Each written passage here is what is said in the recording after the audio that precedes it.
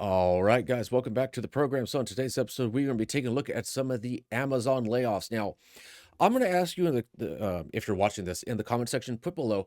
I try to find those vertical videos of people talking. I was on X and on YouTube, and I could not find. I could find reaction videos to it, but I couldn't find it proper. Is that a TikTok thing?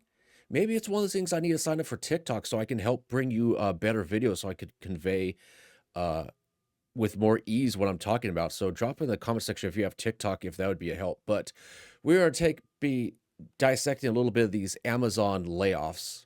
Becca. Good morning to you, Robin. And this is despite a booming business. This morning, Amazon announcing they will be cutting 16,000 jobs.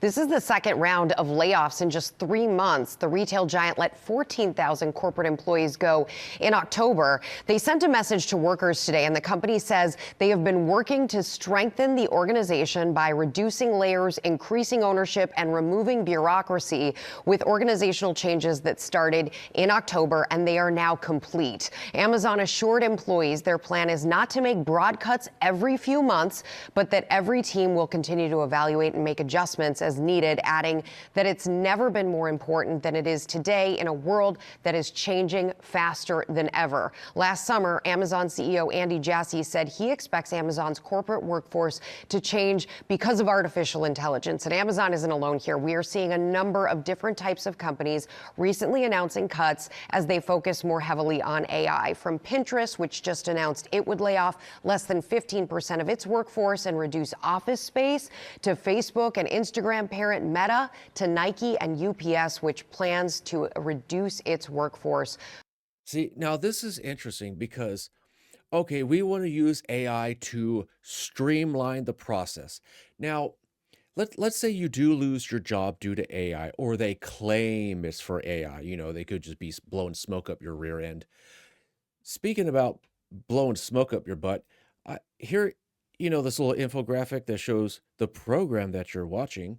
Well, I made this Poonado because there is a shit storm rolling through here. So if you can't see it on your phone, this is a AI image of a Poonado, and it's raining pee because, layoffs. A shitstorm.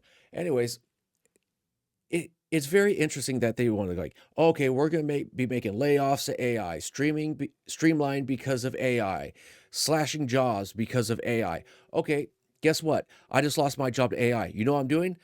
I'm eliminating my subscription service to ChatGPT. I'm eliminating Amazon Prime Video. I'm eliminating Netflix and Hulu, and I'm going to stop going out to eat as much. I'm going to be eating, I don't know, bologna sandwiches, having cereal instead of milk. I'll be just having watered down milk, powdered milk. Who knows? Maybe cereal with tap water because I'll be too gosh darn broke to afford anything. It's all about AI to streamline, to up profits, to up profits. But what happens when you cut so many jobs that now there's no one to buy your product? And it's like, oh wow, we cut so many jobs, but now we need to make, let's say, $100,000 a month in profitability to pay for this AI service. Well, now we're only making $50,000 a month. Now we need to cut our AI service. Well, now we need to hire people back again. It just went very circular. Now, I'm going to be going through a little couple things here and there. Now, if you remember, there was a leak during the October 2025 where there was like 14 or 16,000 layoffs that happened. This kind of actually came up to be around, and it was that Amazon planned on replacing 600,000 jobs by like 2030, 2033. But if you look at it, their workforce is 1.55 to 1.58 million people worldwide. And you want to replace 600,000. That's what, 35%? Now, I'm not no mathematician. 35 to 40% of your workforce is just going to be robots. And it's things like this. Yeah, I remember back in the day, like you would grow up like, oh, I work at the steel mill. I got a job for life. This ma and pa store, as long as I show up and I do a good job, I got a job for life. Now it's like, you're no longer John. You're no longer Jeremy. You're no longer Eric or Rebecca. You're our employee number 01874-A. It's like, oh, good Lord. Now, you might be wondering, like, okay, maybe they're just making less money. Well, if you look at this, this is not profitability. This is just revenue. This is just revenue coming in. In quarter three of 2025, Amazon pulled in 180, 180.17 billion with a B, billion, up 13 year over year. Quarter two, 1.67 billion. Quarter one, 1.55 billion. It just goes up and up and up. And, there's one point, and if you keep making all of this AI gobbledygook, all this AI nonsense, and it's like, oh, Amazon is going to shut down. Surprisingly, I am so surprised that Walgreens and CVS is still around. You go into a Walgreens or a CVS and you buy a pack of gum, and your receipt is like half a mile long, full of coupons that you don't give a crap about. And everything in CVS and Walgreens is so overpriced. And I'm just waiting for it when it's like CVS and Walgreens. I know they had a bunch of closures, but when are they going to go out? Is Target going to eventually be replaced by Amazon? We used to have Circuit City. We used to have Fry's Electronics. I think Best Buy really is on its on life support. You go into a Best Buy, it's like you'll be lucky if you find anything physical media. It's either discounted TVs, the aisles. They've been cutting down the aisles and then been facing everything forward. So it's like, oh, look at this aisle. It's full, but there's no backstock. It's all just front facing things. I really think it's just going to be maybe Micro Center and Amazon.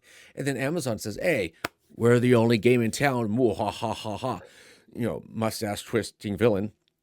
And guess what? Everything's closed. Jack up the prices on everything. And I think the future then will just be Walmart and Amazon. That's all it's going to be, Walmart and Amazon. Now, I'll finish off this episode from The Twilight Zone.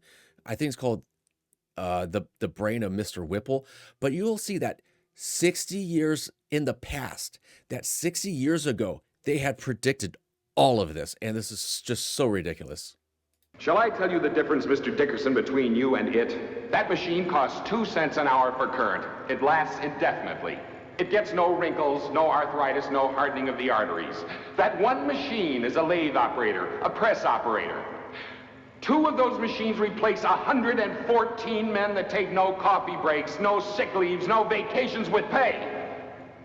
And that, in my book, Mr. Dickerson, is worth considerably more than you are. Anyways, guys, I figured I'd leave it there. I know this is bad news, and if you did get hit by the Amazon layoffs, I hope you do bounce back, because that really does suck. It's so interesting that a couple years ago they called it quiet quitting, or where you just do the bare minimum. It was no longer about I want to do the best, and corporate will see my talents, and my talents will be rewarded with promotions and raises, and it just goes, no, we don't care. Poo-nado, get your umbrella. So this is why I figure, you know what? Prepare for the worst, hope for the best. Try to become a minimalist. Try to streamline your expenses. Maybe you don't get the new iPhone. Maybe you don't get the new laptop. Maybe you make that that smartphone last just one more year. Maybe you make that computer last 2 more years. Just don't buy shoes. The shoes I buy, I get from Walmart. They're like 13 or 14 bucks. And you know what? They do just as good as a job of a $140 pair of Nikes. I could buy 10 pairs of shoes that I could get for that one pair of Nikes. Why pay more for something that does the exact same thing? So I figure I'd leave it there. As always, take care and take it easy.